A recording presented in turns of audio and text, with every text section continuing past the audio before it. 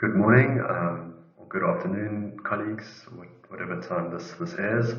My name is Matt Child. I work at the South African National Biodiversity Institute. I'm going to talk to you a little bit about the work that we have been doing together with the Department of Environment, Forestry and Fisheries, who's leading on this work, in developing a wildlife economy certification scheme.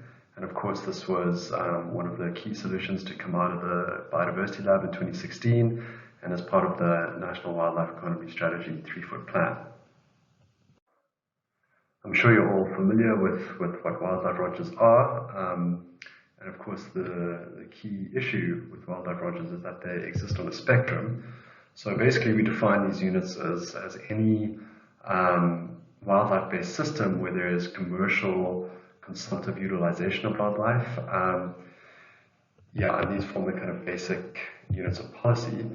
But what I want to stress is that through the certification scheme, we are shifting towards a more agro-ecological systems concept and kind of viewing these as production landscapes rather than protected areas.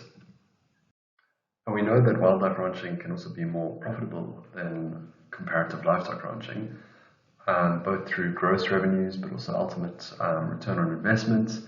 And it can also provide more employment opportunities and higher monthly salaries because of the more skilled labor that it requires.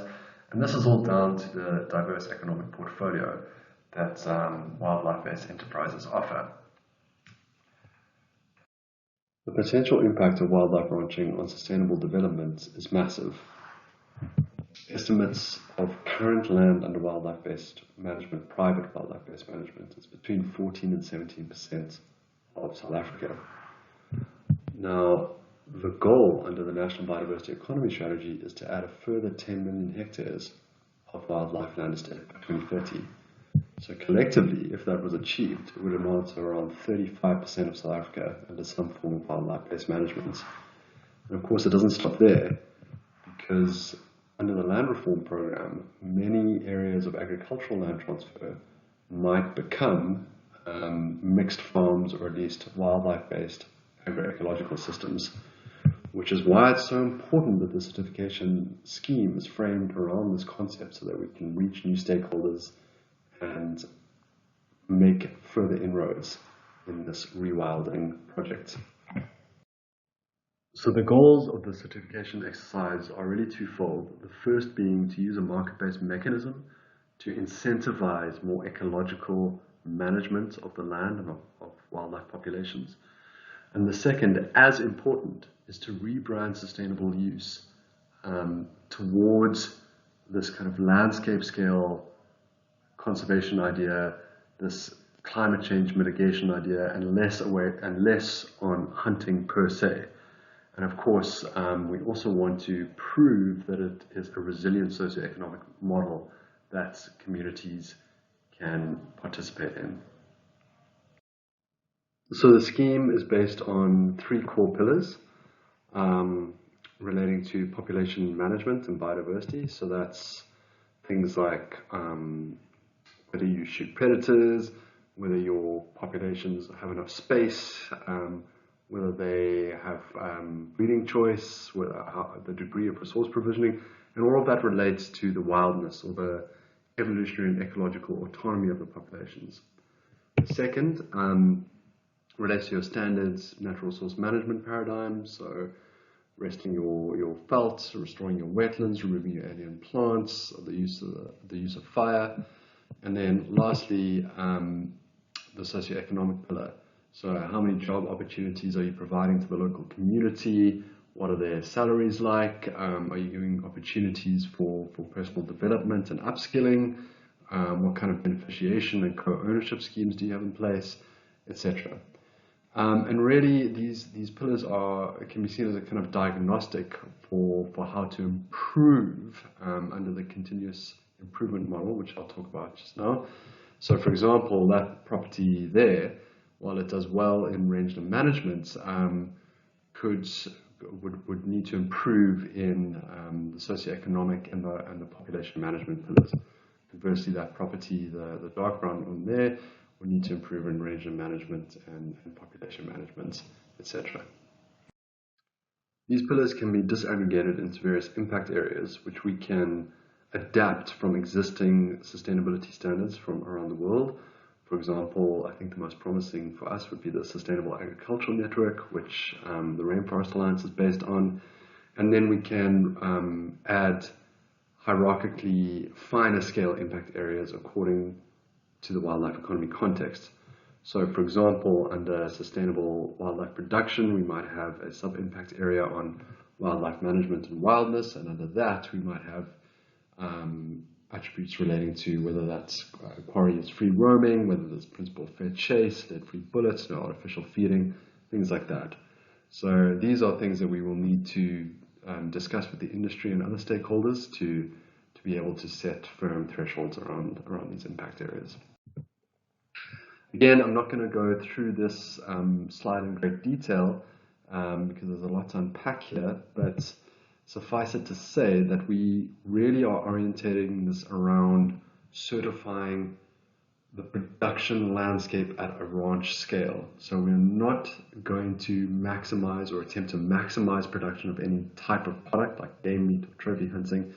Rather, we're trying to certify that the production processes and the way in which those things are produced at a particular ranch is sustainable and benefits the local community.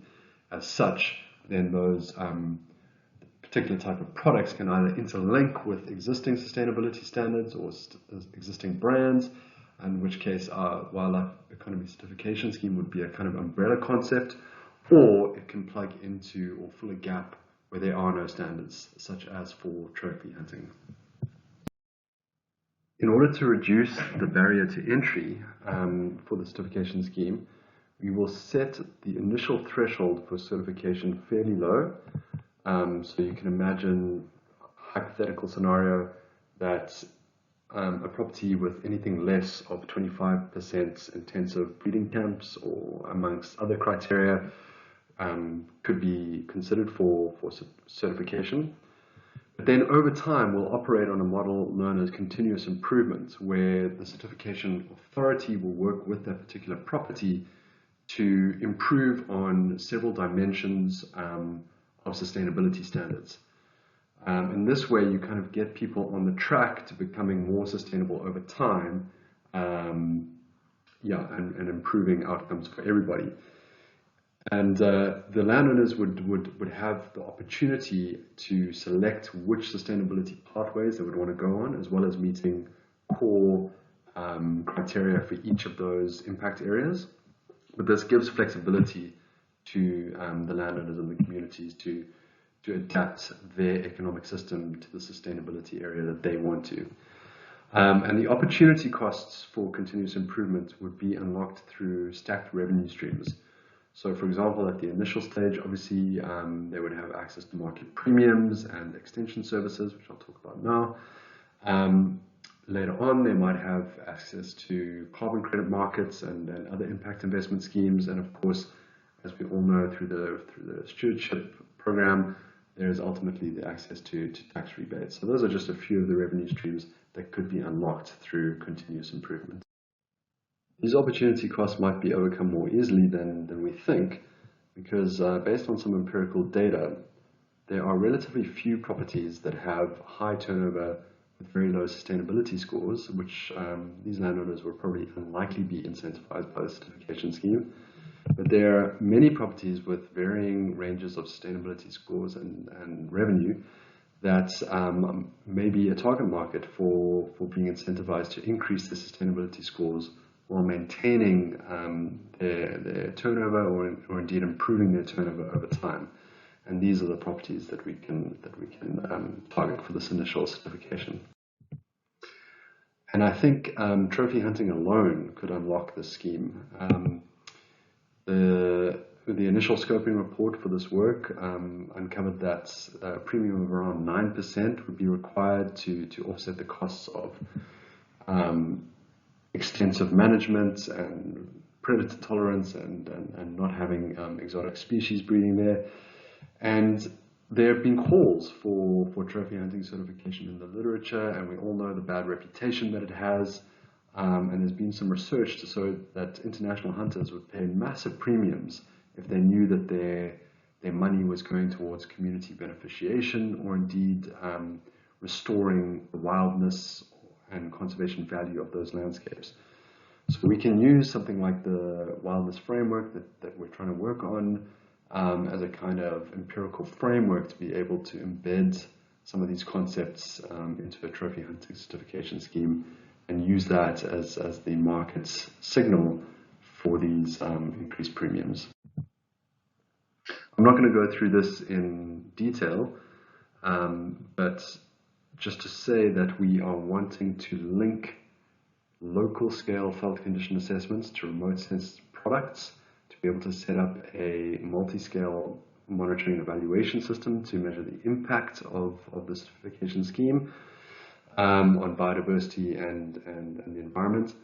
And of course, we want this to add to the extension pool, not detract from an already strained capacity on the ground. So through the premiums that participating ranchers would pay, we would pump that into creating a new cohort of extension officers that would be interoperable with both the biodiversity, the provincial biodiversity authorities and the agricultural authorities. So that's what we would hope to achieve. So there are several crucial next steps, most of them revolving around the need to engage with the industry in more detail around the thresholds that could be set for the various impact areas for the initial certification. And of course, working with our provincial counterparts to see how this could be implemented practically, and building the business case for this through more empirical evidence, amongst other things.